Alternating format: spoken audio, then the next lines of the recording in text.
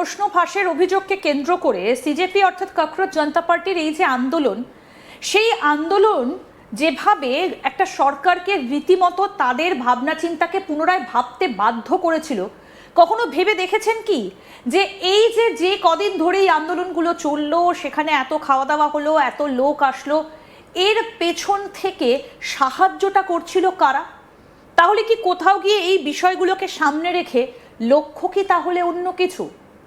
কোথাও গিয়ে তাদেরকে এই যে ফান্ডিংটা পাঠানো হচ্ছে, কোথাও এই রকম দাবি তো করা হচ্ছে না যে এবার তাহলে প্রধানমন্ত্রী নরেন্দ্র মোদীকে সরিয়ে দেওয়া হোক? এই দাবি তো কখনো তাদের মুখ থেকে বের করার জন্য বাইরে থেকে কোনো টাকা পাঠানোর কোনো গল্প আবার নতুন করে থাকবে না তো? আবার ককরোচ জনতা পার্টি তারা আবার নতুন করে কোথাও গিয়ে একটা আন্দোলন করতে শুরু করে দেবেন না তো? এবং তাদের সেই আন্দোলনের টার্গেট কোথাও গিয়ে প্রধানমন্ত্রীকে করা হবে না তো? এইরকম প্রশ্নগুলো ইতিমধ্যেই কেন আসতে শুরু করেছে সেগুলো এক এক করে এবার আপনাদেরকে দেখাবো।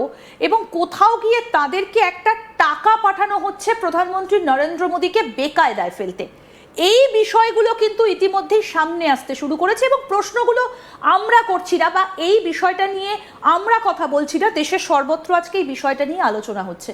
কিন্তু কেন? এই টাকার গল্পটাই বা কোথা থেকে আসছে? আমরা পুরো বিষয়টা নিয়ে আজকে আলোচনা করব। ডিফেন্স বিশ্লেষক বিশেষজ্ঞ আর.কে শ্রীবাস্তব আমাদের সঙ্গে রয়েছেন। স্যার, আপনাকে স্বাগত জানাই আজ তাক বাংলায়। এরা আসলে কারা? এই যে ককরোচ জনতা পার্টির মুখোশ পরা, এরা আসলে কারা? এবং কোথাও গিয়ে প্রধানমন্ত্রী নরেন্দ্র মোদীকে সরিয়ে দিতে আবার নতুন করে ফান্ডিং হবে না তো? এই রকম বিষয়গুলো কেন আজকে ভাবনা চিন্তায় আসছে? বাহ, আপনি এত সুন্দর প্রশ্নটা করলেন। এরা কারা? নিশ্চয়ই এরা ভারতীয় আছে, নাম্বার ওয়ান। এদের মধ্যে যারা কোর গ্রুপ যেটা বলি আমরা, যারা কোর গ্রুপ, ওরা সব আমেরিকাতে থাকতো, বিদেশে পড়াশোনা করেছে, তার মানে ভালো পরিবারের ছেলে মেয়েগুলো আছে। ওরা আমাদের ভারতে এসে মে মাসের পর থেকে একটা আন্দোলন তৈরি করলো, যেটা অর্গ্যানিক নয়। অর্গ্যানিক মানে হয় কি, আপনি যখন সোশ্যাল মিডিয়াতে আছেন, কোনো একটা কথা বলছেন, ওটা স্প্রেড করতে টাইম লাগে, রাইট? কিন্তু এরা রাতারাতি, মানে ফ্রম মে থেকে 60 দিনের মধ্যে এদের মেম্বারশিপ সংখ্যাটা কোটি থেকে বেড়ে গেল। এদের মেম্বারশিপ বেড়ে গেল, এদের আইডিওলজি কেউ জানতে পারলো না, এদের সংগঠন কেউ জানতে পারলো না। এটা পুরোপুরি আপনার একটা এক্সপেরিমেন্ট হয়েছে আমাদের ভারতের সঙ্গে। তো এই যে গ্রুপ আছে, এর কোর গ্রুপ, এর পেছনে কারা আছে, এটা আইডেন্টিফাই করতে অনেক টাইম লাগবে। আর আজকে আমরা বলতে পারি যে এরা একটা সোশ্যাল মিডিয়া ক্রিয়েশন, যার সোল এম, ওর লক্ষ্য ছিল আমাদের দেশে একটা পরিবেশ সৃষ্টি করা, যার মধ্যে ছিল অ্যানার্কিজম। তার মানে কোনো জিনিস ওখানে ভালো থাকবে না, পুরো সিচুয়েশন খারাপ হয়ে যাবে, আমাদের ছেলে মেয়েদের সিচুয়েশন খারাপ হয়ে যাবে। কেন বলছি আপনাকে?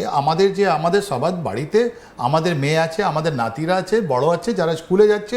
ইভেন যারা স্কুলে যাচ্ছে, আপনি দেখুন না, একদিকে অনেকগুলো বিদেশের রাষ্ট্রগুলো বলছে কি আমি ছেলেদের জন্য আমরা সোশ্যাল মিডিয়া ওদের আমি পারমিশন দেব না।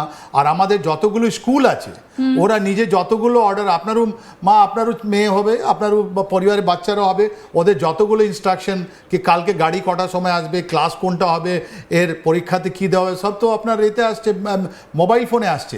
তার মানে আজকের যুগে আমার জেএনজি যেটা আমরা বলছি, আমাদের জেনারেশন নয়, জেএনজি যাদের বয়স এখন 20 থেকে 25-এর মধ্যে আছে যারা, আর এটা সার্ভেই বলছে যে এদের নম্বরটা সব থেকে বেশি। একটা পিরামিড আছে, বয়স যদি পিরামিড করি, উপরে 100 খুব কম লোক, তারপরে 50 to 60, এরকম করে যদি আমি দেখি, বেস লাইন যেটা আছে সব থেকে বড়, এই পিরামিডের মতন নয়।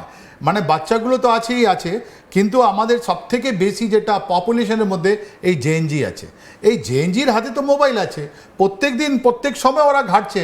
আর one of the cheapest data যেটা আছে, ইন্টারনেট ডাটা, আমাদের কান্ট্রিতে আছে। আপনি সেম ডাটা যদি আপনি কোনো অন্য দেশে আপনি যদি গিয়ে ইস্তেমাল করেন, আপনাকে অনেক টাকা দিতে হচ্ছে। একদম। এবং এইরকমই এই যে টাকার কথাটা আপনি বলছেন, তাদেরকে টাকা পাঠানো হচ্ছে কত না 10 কোটি টাকা।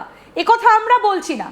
এবার আপনাদেরকে দেখাবো যে এইরকমই একটা চিঠি সোশ্যাল মিডিয়াতে ভাইরাল হয়েছে। কি লেখা রয়েছে সেখানে, আসুন এবার আপনাদেরকে দেখাই। দেখুন এই চিঠিটা, আমি একটু স্টপ করতে বলি। দেখুন তো চিঠিটা, এই যে লেখা রয়েছে, কোথা থেকে সোশ্যাল মিডিয়াতে ভাইরাল হয়েছে, এরা কারা? এই যে @SFJ US অফিসিয়াল, এরা কারা? SFJ সিজেপির জন্য $10 লক্ষ বরাদ্দ করেছে। মোদির বিজেপিকে ক্ষমতা থেকে সরাতে, মোদির 15ই আগস্টের উদযাপন আটকাতে সিজেপি ছাত্রছাত্রী আমরা সকলেই একমত যে দিল্লি মোদির পতন অনিবার্য।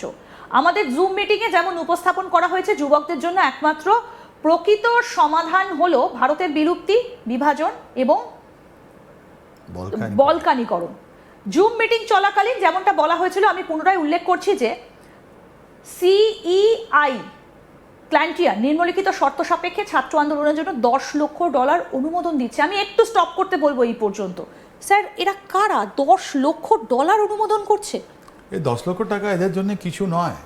তাই তো বলা হচ্ছে যে এই যে সিজেপি, ককরোচ জনতা পার্টি, আপনার একটা সোশ্যাল মিডিয়া ক্রিয়েশন, একটা ভারতের সঙ্গে একটা নতুন ধরনের একটা এক্সপেরিমেন্ট করা হয়েছে, সোশ্যাল এক্সপেরিমেন্ট করা হয়েছে কি এই যে সোশ্যাল যেটা জেনজি আছে ওকে কিভাবে মোবিলাইজ করা যায়।